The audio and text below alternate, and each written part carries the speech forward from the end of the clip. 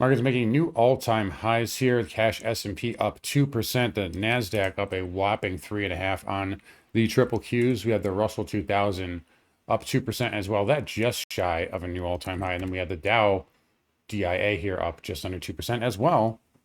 New all-time highs there. And finally revisiting this trend line, going all the way back to the bull market low, or bear market low rather. But what a day here on Wall Street, and pretty much just a straight up trend. We talked about this this morning. Said, look, this is, I don't know if we're going to get much of a dip here, but we didn't get any of it, anything of a dip here, and what a move it was here today. By the way, it's like it's Palantir here up 30% here. This was a huge gain for us in the swing service, also XOXL. This morning, we actually had this from yesterday at 208, I believe. And again, I talked about this on Twitter here, but always like, this is why I love leaving runners on trade. So I was explaining, I just made off of the runner position on this, which is only 10% of the position. I made like 150% of the original gain from the first two take profits. And I didn't have to do anything. So, and I actually had a losing trade earlier on oil. We talked about that in the morning video. But that was wiped out completely just by SOXL, the tiny little runner size. And then I actually made some back on oil on the 115 area, which we talked about as well in the morning stream. So you should probably check that out on Carnivore Trades, What's Moving Markets, before the open. Links in the pinned comment. If you want to be in the live day trading room with us, that's at carnivoretrades.com. But anyway, here, a nice little move for the Qs. A couple of things about the market here today. I can already hear the thought process, like, oh, we're up too much right now, we need to pull back. Well, we are up a lot.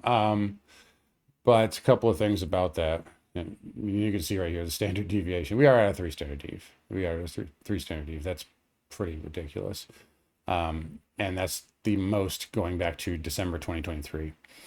That led to a huge melt up, by the way. But yeah, so we are a little extended here, but I think this idea like, oh, we need to pull back, we could just flag first of all. I think tomorrow is your best chance for a stall, maybe into Thursday. We do have SpaceX into the close. This looks a lot different now than it did this morning. So dealers have kind of changed their positioning a little bit. It was looking like it wanted to just go to 100, but this might actually have a shot at 150 now. I don't really care about it either way. I hope they squeeze the locked out shareholders and try to make them sweat and barf them out. Because I would like to buy it a lot cheaper, but we'll see what happens there. And we also have AMD. That already made it to halfway to where the earnings tail was. I believe it was, I'm just going to check it. I think it was 550. I talked about that this morning also. Yeah, they're 550. 495 is your dip buy if it sells. But yeah, so we could see a little bit of a move in the after hours, but the idea that we're overdone here. I mean, we went sideways for 2 months here, so I don't really, we're releasing energy. Yeah, on the hourly or whatever, is it overbought? Sure, but the weekly, this is just it's a bull flag that retested the bull market trend line, right?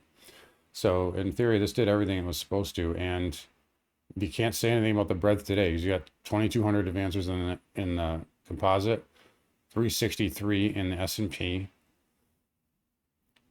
NASDAQ 183, and equal weight all-time high, equal weight new all-time high, QQQE, up 3%, not quite the new all-time high, but yet Dow new all-time high, Russell a pinch away from new all-time high, SPX new all-time high, McClellan oscillator, thrusting, right? So you can't talk about, oh, it's just the semis or it's just the mags or the semis and the mags aren't doing it. No, everything's up here. You do have a VIX up a little bit too. So correlation unwinding, and that's probably why we're up. That's probably why everything's up together for a change. So ironically, but that's normal when you have a big up move like this. We'll continue to monitor it though. I do think there's a good chance we could stall a little bit tomorrow though. I mean, just being up 3.5% in one day on basically just Uncle Scott. And did you just notice? Oh my gosh, Uncle Scott, he did this twice. So he came out and said yeah, there might be a resolution tomorrow, right? And then it sold off, and then they released the same headline 40 minutes later, there might be a resolution, and it sold off again. Like, well, we didn't quite get to the put wall at USO 115, so we had like hit it again with the same. What did we say? Oh, the same thing, and it worked, I guess. So, but yeah, USO into 115. I that's probably a pin there for the rest of the week. But yeah, so I wouldn't look to like fight this kind of strength here because it's very strong across the board. Bonds are up, precious metals are up. We're getting a little bit of a dip into the end of the day. That's totally normal, but the semis are up big, right? A lot is unwinding here, and that's a possible falling wedge breakout on SMH. And if that is, and there's the SOX. If that is, you definitely don't want to fight, right? That said, the Q's got all the way up to our kind of target there, and actually exceeded it. I said maybe 720. The reason for that is because it's a down sloping trend line. We talked about that like last week, and I thought that it would take more than 2 days to get there. But yeah, so there's 725. We got 786, not that far. It's at 730. But we did reclaim, the breakdown, right? So this area here, 29.5 on NQ, and we're back above it. So strong move here. Cloud software up big again, up 4.7. Again, Palantir, huge gain for us on this one. That was strong. We talked about that yesterday, going to 150. It went to 162. So very, very nice move for PLTR. Transports are up as well. So again, holding the 100 MA like we asked it to do. And then TLT had a nice pop. I don't see it going past 83 though this week. But nice rally here. For now, maybe it does, but as of right now, I don't see them pushing it past 83 just yet. Maybe it'll change tomorrow morning.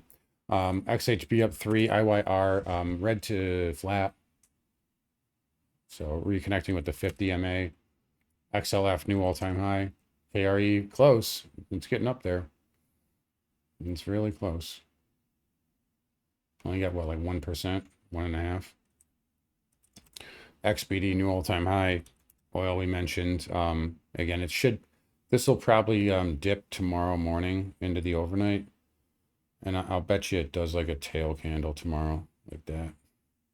And then it just chops into the rest of the week, into the weekend. XLE was actually all right though today. So again, to be flat when oil's getting hit like that, not terrible. XOP holding the 100 and the 20-day, and then OIH here had a nice pop, but still inside of a tight range. Dollar index down. A little inside day though, a nice rebound yesterday. A lot of questions about precious metals here. It's still in a range. It's still in the same range that it was in on June 24th. And I don't mean I mean literally the day of June 24th. It's been inside of that single candle for all of but 2 days. Or maybe 3 if you want to argue that, yes, a huge move is coming, but don't jump the gun here. A move is coming. It's compressed. And just, oftentimes the first move will be fake, especially when it's played out this long. The trend is down here, but, like I said this morning, if this is going to play out bearish, why didn't it just do it right there? But you had the perfect amount of time to to bear flag there. Why didn't you just, so that's a red flag to me. So it could be a failure to the upside on both of these. I'm not going to jump the gun though. I just won't do that because and there's the bell here, because what if a lot of the time they'll try to do that and then it just does this, right? So I don't have a bias on it right now, but I do know a move is coming. I hope they try to flush it because I love it down there at 3,800. PL did have a nice pop though, so up 7.5 because platinum and palladium. Yeah, it triggered that. This is a kind of a sloppy inverse head and shoulder, but it's there and it had some volume behind it, so we'll give it the benefit of the doubt. Copper also close to new all-time highs. Even Bitstonk was up today. A nice little fake yesterday, and then right back up to the trend line here. Still hasn't confirmed anything, but it's trying to inch back above that. So we'll see if they can do them tomorrow here. But yeah, outside of that, really strong move. I mean, I know it's overbought, but like the breadth was there, everything was there. So I would just be careful here. We could just pause tomorrow and maybe even Thursday and then keep going. I mean, there's a lot of momentum here. And I mean, how short did the market have to be to unwind and to cause market makers to unwind like that when we've seen this before too? So anyways, guys, we'll wrap it up here. You guys take care. Don't forget to come find me on carnivoretrades.com. And we'll see you guys all tomorrow.